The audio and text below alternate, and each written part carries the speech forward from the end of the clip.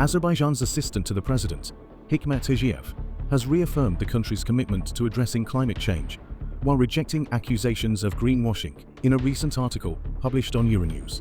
In the article, Hajiyev emphasized that Azerbaijan, which has historically been an oil and gas producer, is fully transparent about its role in the energy sector and its efforts to shift toward more sustainable energy solutions. Hajiyev's statement comes ahead of COP29, which will be hosted by Azerbaijan.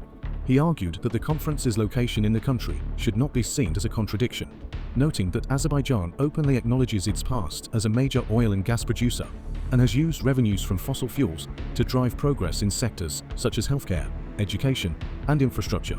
In the article, Hajiyev highlighted that Azerbaijan's share in global greenhouse gas emissions is minimal, at only 0.01%, and that the country has used its energy resources to support regional energy security. He pointed to Azerbaijan's significant role in providing natural gas to Europe, thereby reducing Europe's reliance on coal and helping to lower overall emissions. Azerbaijan, according to Hajiyev, is also making strides in renewable energy. He underscored the country's substantial potential for wind energy in the Caspian Sea, which exceeds domestic needs, and the ongoing development of renewable energy sources. The country has also signed a memorandum with European partners to supply electricity generated from renewable sources, reinforcing Azerbaijan's commitment to energy security and sustainability. Hajiyev also rejected the argument that fossil fuel-producing nations should be excluded from hosting COP climate conferences, pointing out the hypocrisy in such a stance.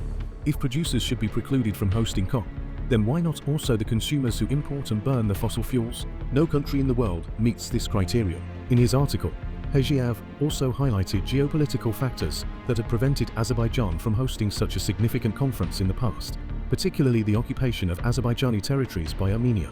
He noted that only after Azerbaijan's territorial integrity was restored in 2020, following the Second Karabakh War, did the country gain the opportunity to host COP29, which has opened new diplomatic avenues for Azerbaijan. Furthermore, Hajiyev called on developed nations to establish a new climate fund to support developing countries that are most vulnerable to climate change. This aligns with the principle of common but differentiated responsibilities, meaning that countries should contribute to solving climate issues based on their level of development and historical contributions to global emissions.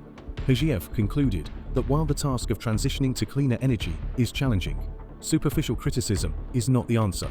This is complex and challenging work. For some, it is understandably easier to find refuge in simple, cheap criticism, he wrote, reaffirming Azerbaijan's serious and long-term commitment to environmental responsibility.